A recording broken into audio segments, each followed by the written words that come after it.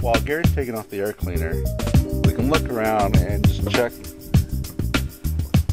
connections, make sure nothing's come unplugged. Just a visual inspection first, make sure there's no cracked wires. Once he takes the cover off here, we're going to look at all the other components that are hidden by it that are going to be important to test.